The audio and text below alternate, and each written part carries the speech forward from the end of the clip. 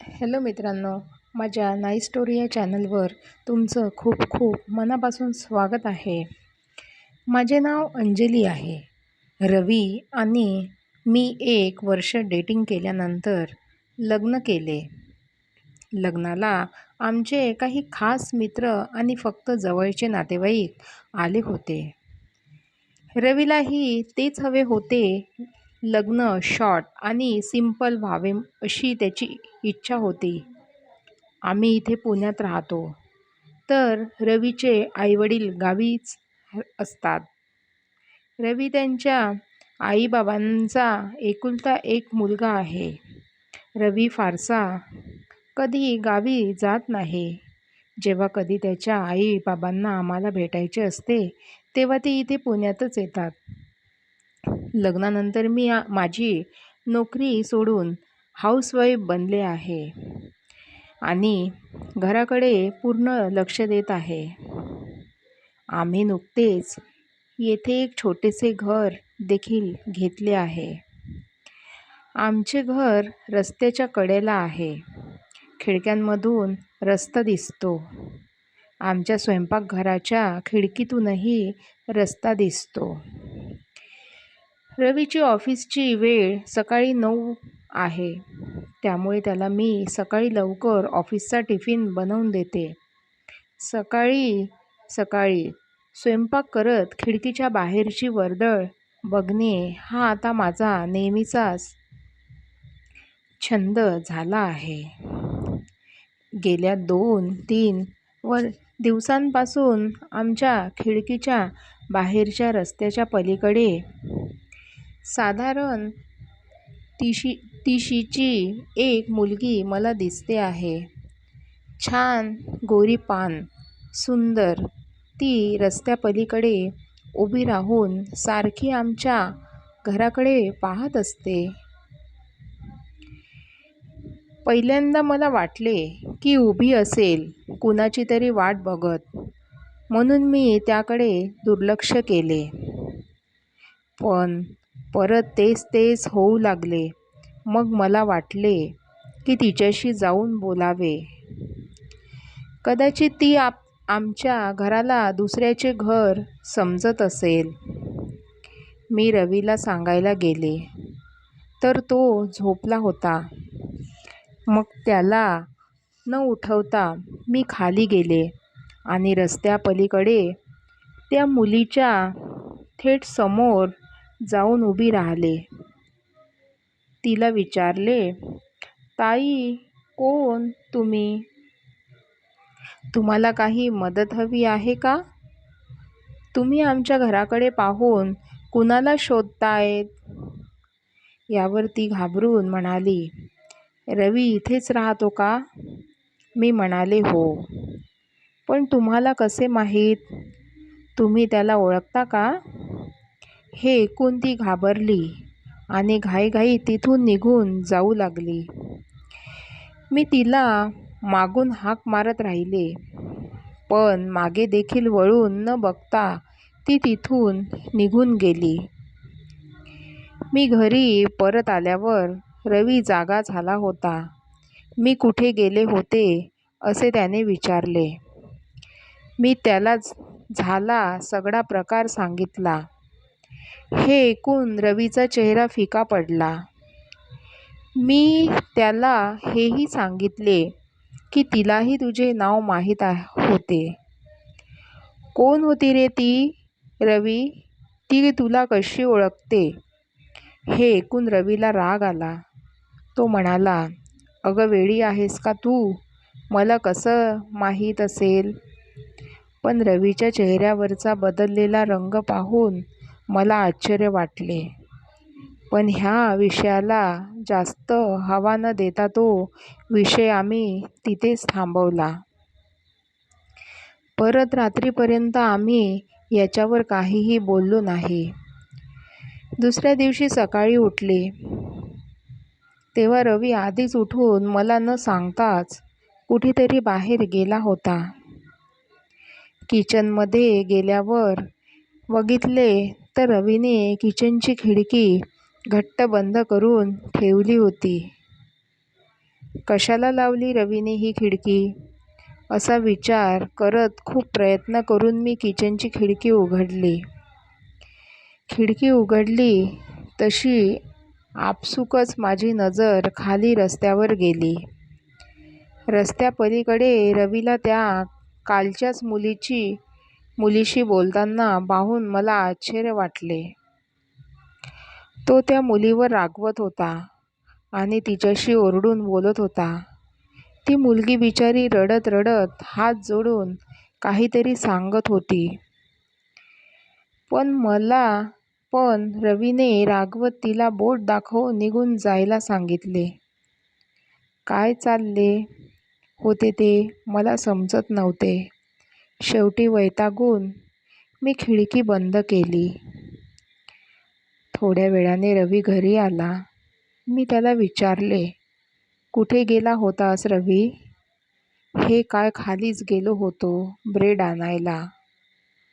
हातातील ब्रेडचा पुडा टेबलावर ठेवत रवी म्हणाला. जणू काही झालेच नाही असे रवी वागत होता. त्याने खाली झालेला प्रकार मला अजिबात सांगितला नाही. मीही त्याला काही बोलले नाही. पण आता माझ्या मनात चित्रविचित्र विचार येऊ लागले आणि ते साहजिकच होतं. रवी माझ्यापासून काय लपवत आहे? रवीशी लग्न करण्यात माझी काही चूक तर नाही झाली ना? कोण होती ती मुलगी? रवीशी एक्स गर्लफ्रेंड तर नसेल? रवीने फसवलं आहे का तिला? कालपर्यंत मला त्या मुलीचा राग येत होता, पण आता तिची दया येऊ लागली होती. मला सकाळच्या प्रकाराबद्दल रवीला जाब विचारावंसं वाटलं, पण ते खोटं बोलणार हे मला माहीत होतं. या सगळ्यांचा विचार करता करता माझी तब्येत ढासळली.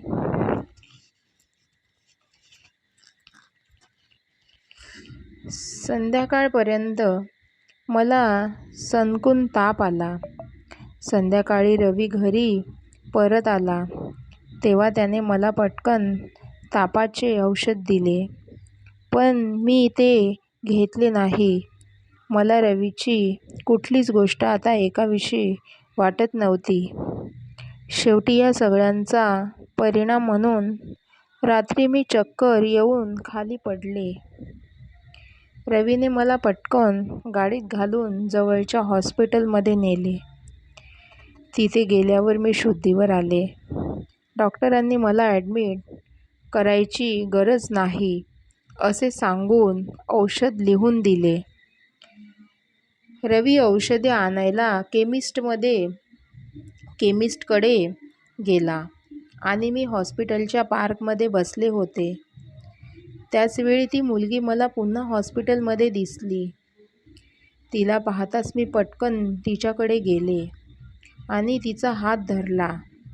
तिला वैतागून विचारले, कोण आहेस तू, जिने गेल्या 2-3 दिवसात माझ्या आयुष्यात अशी प्रचंड उलथापालथ निर्माण केली आहेस?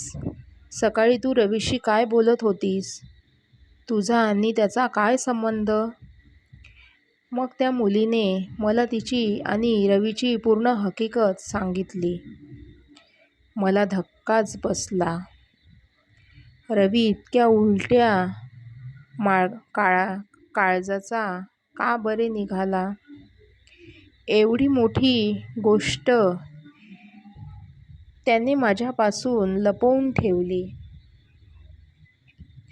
दुसऱ्या दिवशी संध्याकाळी मी त्या मुलीला घरी बोलवले. संध्याकाळी रवी घरी आला असता आपल्या घरात त्या मुलीला पाहून चपापला.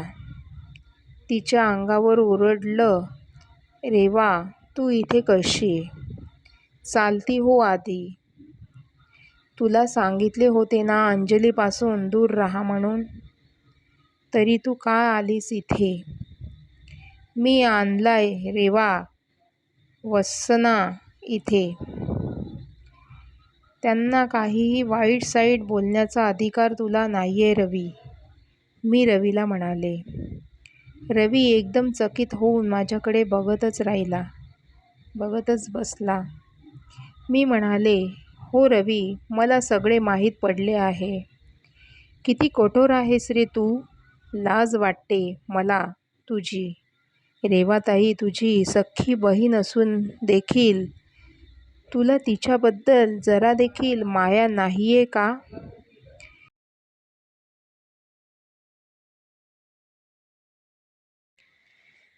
खरं तर रेवा ही रवीची सख्खी बहीण होती. 2 वर्षापूर्वी तिने पळून जाऊन लग्न केले होते.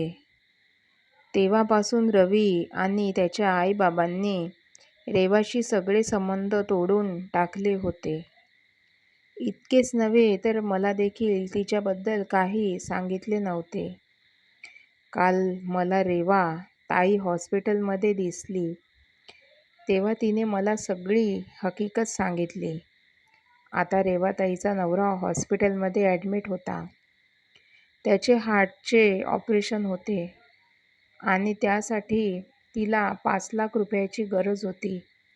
म्हणून ती रवीला मदतीसाठी भेटली होती. पण रवीने तिला पैसे देण्यास नकार दिला आणि तिला उलट तिथून हाकलून दिले. रेवाताईची कहाणी ऐकून मला फार वाईट वाटले. मी रात्रीच 5 लाख रुपये तिच्या अकाउंटमध्ये ट्रान्स्फर केले आणि तिला दुसऱ्या दिवशी संध्याकाळी घरी बोलवले.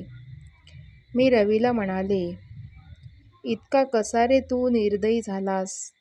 झाले गेले सगळं विसरून तू रेवाताईशी समेट का करत नाहीस? अरे, कितीही झालं तरी ती तुझी सख्खी बहीण आहे. ज्या माणसाला स्वतःच्या बहिणीचे अश्रू बघून दया येत नाही, त्या माणसात माणुसकीच शिल्लक नाही. मला अगोदर माहीत असते की तू इतका कठोर आहेस तर मी तुझ्याशी कधी लग्नच केलं नसतं. माझे बोलणे ऐकून रवीला वाईट वाटले. त्याच्या डोळ्यातून अश्रू वाहू लागले. तो ढसाढसा रडू लागला आणि रडत रडत तो म्हणाला, रेवाताई, मला माफ कर. मी तुझ्याशी असे वागायला नको होते. पण आम्ही तुला खूप लाडाकोडात वाढवले होते. एके दिवशी तू कुणालाही काहीही न सांगता घरातून पळून गेलीस. अगं, तुझे प्रेम होते तर आम्हाला कमीत कमी विश्वासात घेऊन सांगायचे तरी होते. पण तू पळून गेलीस आणि आम्हाला एकदम आमचा विश्वासघात झाल्यासारखे वाटले. गावात आपल्या कुटुंबाची खूप बदनामी झाली गं. म्हणून आम्ही ठरवले की आता तू आमच्यासाठी मेलीस. पण आता झाले गेले गंगेला मिळाले. मला एकदा माफ करून बघ. मी आईबाबांना पण समजावेन. वेळ परत येणार नाही. आमचेही चुकलेस. रवीला रडताना पाहून रेवा ताई देखील रडू लागली. त्या दोघा भाऊ बहिणीला रडताना पाहून माझे डोळे देखील भरून आले. पण आता त्यांच्यातील सर्व तक्रारी दोघांच्या अश्रूंनी संपल्या होत्या. मग रवी स्वतःच रेवाताईला घेऊन हॉस्पिटलमध्ये गेला.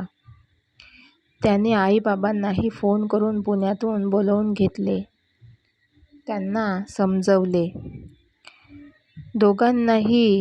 दोघांनीही आपल्या मुलीला मोठ्या प्रेमाने मिठी मारली. आता रेवाताईच्या पतींची प्रकृती चांगली आहे.